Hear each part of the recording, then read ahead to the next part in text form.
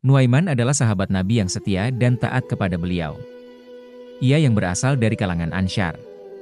Ia juga terlibat dalam berbagai pertempuran penting dalam sejarah Islam. Hal ini menunjukkan kesetiaannya kepada agama Islam dan kepada Nabi Muhammad SAW. Nuaiman terkenal karena sifatnya yang humoris. Dia membuat orang-orang di sekitarnya tertawa dengan tingkah laku yang lucu dan cerdas.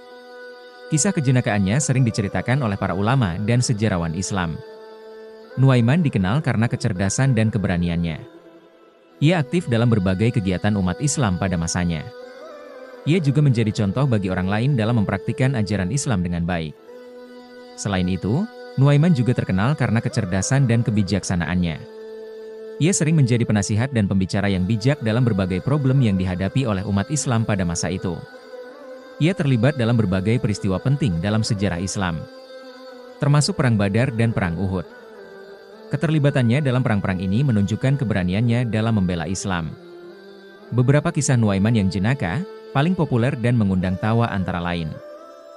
Kisah lucu yang Nuaiman yang pertama adalah ketika ia suatu hari mendatangi Rasulullah SAW dengan membawakan buah-buahan sebagai hadiah. Tidak lama setelahnya, datanglah seorang penjual buah. Ia menagih uang pembayaran buah-buahan yang dibawa Nuaiman kepada Rasulullah SAW. Rasulullah yang terkaget pun bertanya kepada Nuaiman, "Bukankah engkau menghadiahkan buah-buahan ini kepadaku?" Ternyata, Nuaiman berutang terlebih dahulu kepada penjual buah tersebut. Ia berkata kepada penjual buah, "Bebankan tagihan buah-buahan ini atas nama Rasulullah SAW." Nuaiman pun menjawab pertanyaan Rasulullah SAW, "Benar ya Rasulullah. Aku sungguh ingin memakan buah-buahan ini bersamamu, tetapi aku sedang tidak memiliki uang." Rasulullah SAW pun tertawa, lalu membayar harga buah yang ditagihkan kepadanya itu. Keisengan Nuaiman tidak berhenti sampai di situ. Kisah selanjutnya kembali diceritakan dari Saring sebelum sharing dan Janibal M. Arifat, dipastikan sumbernya dari Ibnu Majah. Suatu hari, Nuaiman diajak untuk berjualan bersama Abu Bakar As-Siddiq dan sahabat lainnya ke negeri Syam. Negeri Syam merupakan salah satu negeri paling maju saat itu. Salah satu sahabat yang ikut bernama Suwaibit bin Harmalah.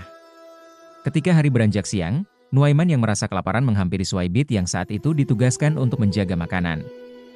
Nuaiman berkata, "Suwaibit, saya perlu makanan."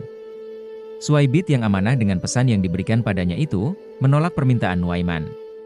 Kemudian, dengan maksud bercanda Nuaiman berkata, "Kalau memang begitu, artinya kamu setuju saya buat ulah yang membuatmu marah." Setelah memperoleh penolakan tersebut, Nuaiman pun berjalan ke pasar dan mencari wilayah yang menjual hamba sahaya. Kemudian Nuaiman bertemu dengan sekelompok kafilah, ia bertanya kepada mereka, "Apakah kalian hendak membeli budak?" "Saya memiliki budak yang tangkas dan pandai bicara," ujarnya. Kafilah yang tertarik dengan budak yang ditawarkan Nuaiman itu kemudian membayarnya dengan 10 ekor unta. Dengan cerdik seakan membaca masa depan Nuaiman berkata, "Budak itu nantinya akan berkata, 'Saya adalah orang merdeka dan bukan budak.' Apabila demikian, jangan hiraukan perkataannya." Kafilah tersebut pun menjawab, "Kami akan membelinya dan kami tidak akan menggubris ucapannya." 10 ekor unta itu pun dibawa oleh Nuaiman.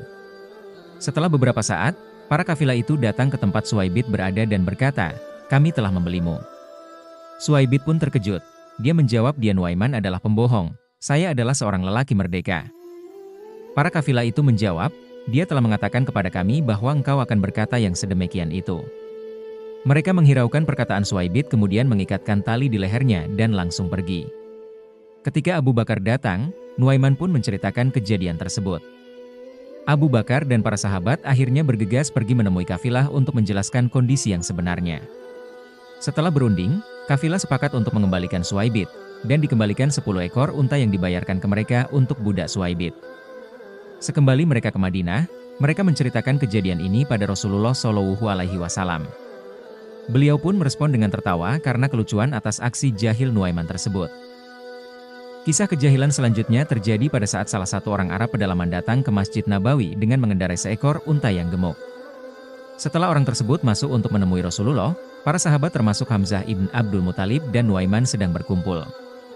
Para sahabat kemudian mengajak Nuaiman untuk menyembelih unta tersebut agar mereka bisa menikmati dagingnya. Mereka meyakinkan Nuaiman bahwa Rasulullah pasti akan membayarnya dan mereka semua bisa menikmati hidangan daging yang lezat. Mendengar ajakan tersebut, Nuaiman mempertimbangkannya. Tetapi ia juga merasa khawatir akan kemarahan Rasulullah jika beliau tahu tentang perbuatannya. Dengan nada cemas, Nuaiman menanggapi bahwa jika ia melakukan perbuatan tersebut dan para sahabat memberitahu Rasulullah tentang perbuatannya, niscaya Rasulullah akan marah kepadanya. Ini menunjukkan bahwa Nuaiman menyadari konsekuensi dari tindakannya dan khawatir akan kemarahan Rasulullah. Namun akhirnya, ia memutuskan untuk menyembelih unta tersebut. Tetapi, ia tetap merasa cemas dengan reaksi Rasulullah terhadap akibat dari tindakannya.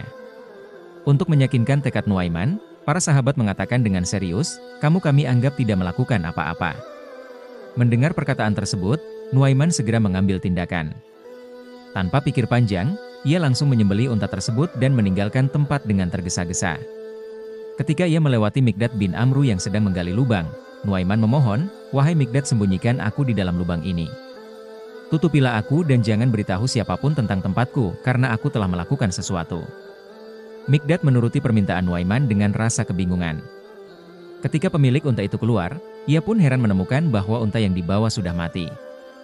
Rasulullah yang mendengar keributan di luar, sampai keluar dari rumahnya dan bertanya siapa yang bertanggung jawab atas kejadian tersebut. Para sahabat dengan jujur menjawab bahwa itu adalah perbuatan Nuaiman. Setelah ditanyai, Nuaiman dengan rasa malu dan penyesalan mengakui perbuatannya dan mengatakan, "Demi Dia yang mengutusmu membawa kebenaran, yang telah menyuruhku melakukannya adalah Hamzah dan teman-temannya. Mereka mengatakan begini dan begitu." Mendengar penjelasan Nuaiman, Rasulullah SAW meminta orang Arab pedalaman itu agar merelakan unta yang telah disembelih oleh Nuaiman. Beliau juga bersabda dengan bijak, "Unta ini menjadi urusan kalian, harus kalian bayar," dan mereka pun memakannya. Dengan begitu, Rasulullah SAW menegaskan bahwa tindakan yang dilakukan Nuaiman atas permintaan orang lain haruslah ditanggung oleh mereka sendiri. Hal ini menjadi pelajaran bagi semua bahwa setiap individu bertanggung jawab atas tindakannya sendiri, bahkan jika dilakukan atas permintaan orang lain. Kisah Nuaiman yang penuh kelucuan selanjutnya adalah saat dia memberikan hadiah kepada Rasulullah SAW. Suatu ketika, dia melihat terdapat penjual madu yang menjual dagangannya dengan kepanasan. Tapi sayang sekali belum ada dagangannya yang terjual. Mendapati hal itu, Nuaiman pun mendatangi sang penjual dan mengajaknya beranjak ke kediaman Rasulullah SAW. Ternyata dia hendak membelikan hadiah berupa madu tersebut untuk Rasulullah. Singkat cerita, Nuaiman tiba-tiba meninggalkan penjual tersebut. Dia berpesan, "Aku harus pergi karena beberapa urusan. Penghuni rumah ini akan segera keluar dan akan membayar harga madu itu kepadamu." Sang penjual lantas mengetuk kediaman Rasulullah SAW dan memberikan madu yang dijualnya pada beliau.